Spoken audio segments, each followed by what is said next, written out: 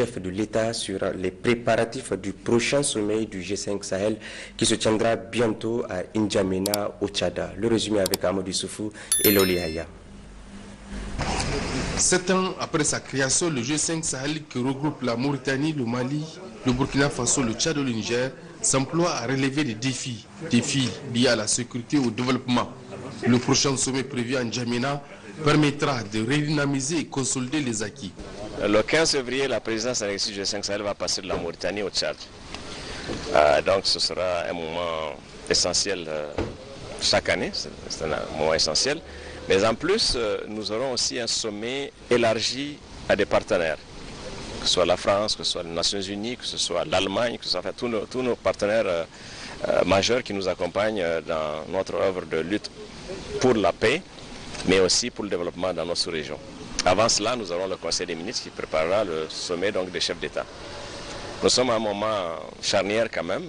Vous entendez parler de tout ce qui se passe, y compris de l'arrivée de la force Takuba au Mali ou sur les 3 frontières, y compris les opinions publiques ici et là qui demandent qu'on revoie un peu les dispositions, je parle du plan sécuritaire, mais aussi de plus en plus qui disent plus de présence de l'État dans nos zones frontalières, dans les zones les plus fragiles, de façon effective, pour que les populations sentent que leurs États sont avec elles en matière de... Présence tactique de la France, apport de la coalition pour le Sahel, présence de l'ONU et de l'Union européenne, la solidarité internationale est de plus en plus manifeste pour le Sahel. Notre espace est un espace où le monde entier doit être solidaire et combattre l'extrémisme avant qu'il ne s'étende à d'autres régions, c'est évident. Deuxièmement, il y a des partenaires qui ont compris depuis très longtemps cela, qui poussent à cela. Mais n'oubliez pas aussi que nos chefs d'État ont systématiquement plaidé pour cela en disant on ne peut pas avoir une coalition internationale pour le Moyen-Orient et ne pas l'avoir pour une zone qui est encore plus faible sur le plan des ressources et faire en sorte de laisser qu'un espace qui a moins de ressources porte sur ses épaules les responsabilités du monde entier. Donc c'est cela aussi. Je pense que ce qui s'est passé récemment et au Niger et dans les autres pays, avec des massacres de civils, a ouvert davantage les yeux aux gens. Et puis le chef d'État a en outre reçu dans l'après-midi d'hier le ministre tchadien de la Défense, Mahamat Abali Salah.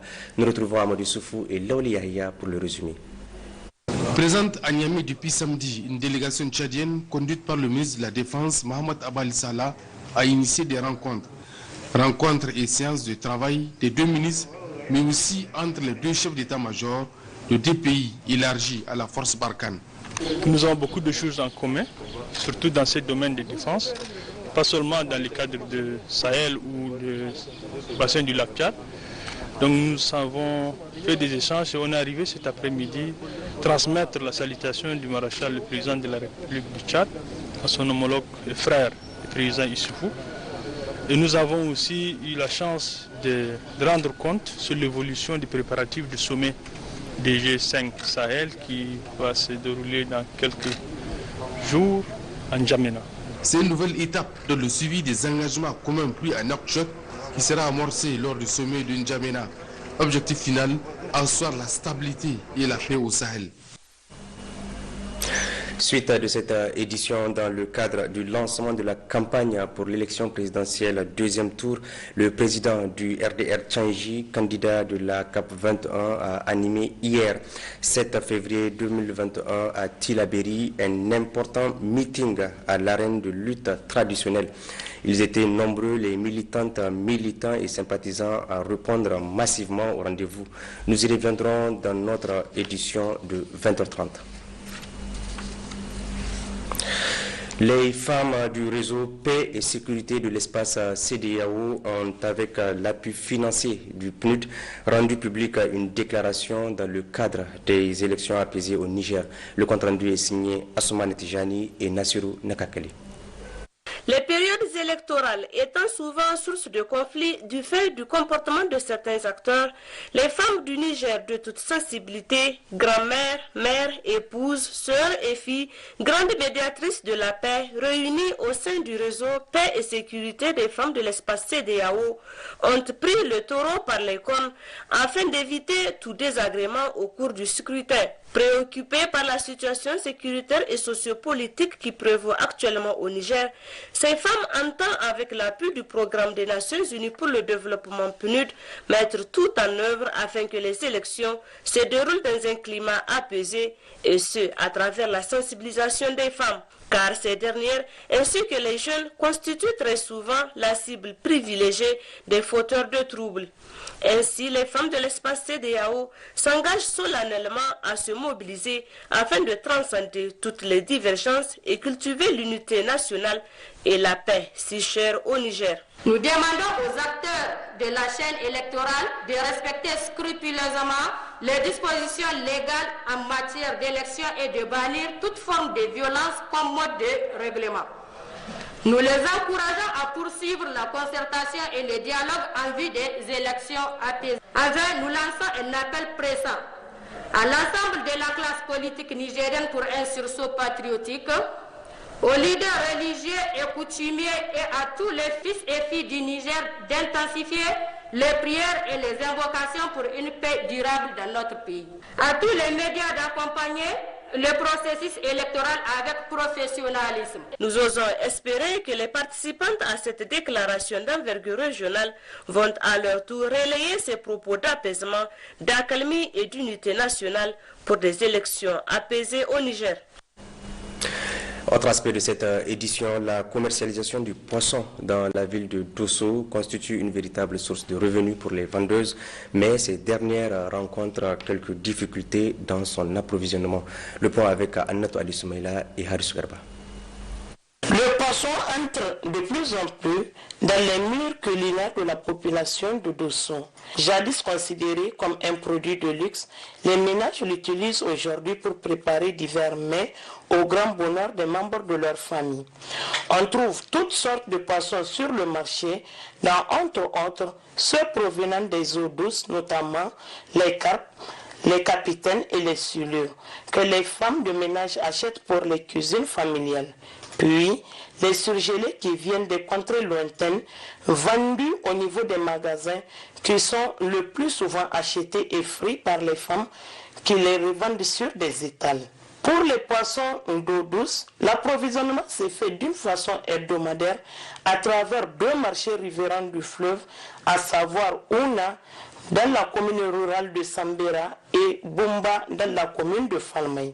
Cependant, les vendeuses rencontrent des difficultés dans l'approvisionnement, surtout en cette période de froid, à cause de leur rareté, mais aussi l'éloignement de ces marchés.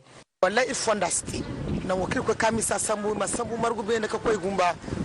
des plus grands problèmes que nous rencontrons, c'est surtout la dégradation des routes, comme celle de Margoubène et Falmey-Bumba. C'est pourquoi nous demandons aux autorités de bien vouloir nous réhabiliter cette route pour nous faciliter l'acheminement du poisson.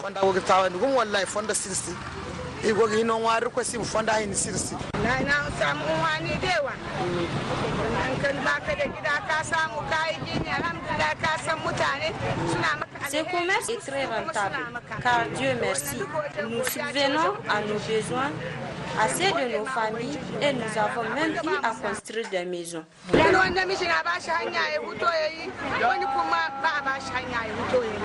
Le jeudi est particulièrement un jour d'affluence pour le commerce du poisson à Dosso, car c'est ce jour que les commerçantes ramènent le plus gros stock diversifié de poissons, ce qui permet aux consommateurs d'accéder à ces produits très prisés et selon leur bourse.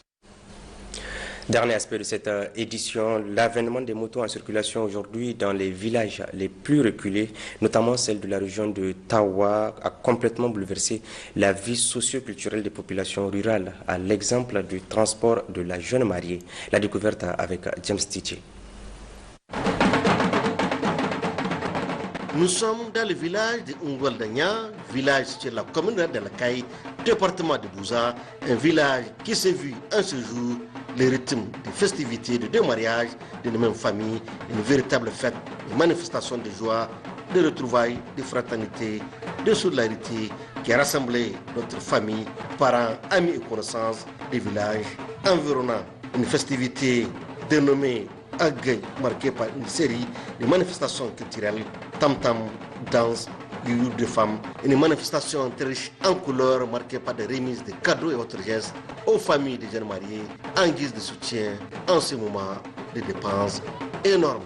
L'une des particularités de ce mariage reste et demeure le transport de la jeune mariée en moto accompagné d'un imposant cortège d'autres motos, cérémonie qui jadis se faisait à dos de chameau ou de cheval accompagné par le youyou et résonance des tam-tam. Pourquoi les jeunes préfèrent aujourd'hui le moto? Nous les jeunes, nous préférons les motos parce que c'est à la mode et c'est accessible au village. Et nous le faisons avec un dispositif de sécurité sans pagaille. On est en train de transporter les jeunes mariés de leur nouveau domicile. Donc j'ai trouvé une colonne de motos qui sont venus chercher leurs jeunes mariés. Donc chacune a regagné son foyer à partir d'aujourd'hui. Elles sont réunies par le mariage. Vous voyez, les jeunes préfèrent les motos aujourd'hui. Dans le temps, nous le faisons à dos de chameau ou de cheval. Peut-être pour eux, la moto, c'est ce qui est à la mode aujourd'hui. Ainsi, comme on peut le constater, l'avènement de moto a aujourd'hui complètement bouleversé la population de Angolanya, comme d'Alakaï, qui se voit désormais faire recours aux motos pour le transport de la jeune mariée à la place des chevaux et chameaux utilisés depuis le temps immémorial. Voilà, mesdames et messieurs, c'est la fin de cette édition. Merci à vous de nous avoir suivis et surtout, continuez à respecter les mesures barrières contre la maladie à coronavirus pour vous protéger et protéger vos familles. Je vous souhaite de passer un excellent début de semaine en compagnie de nos programmes. Au revoir.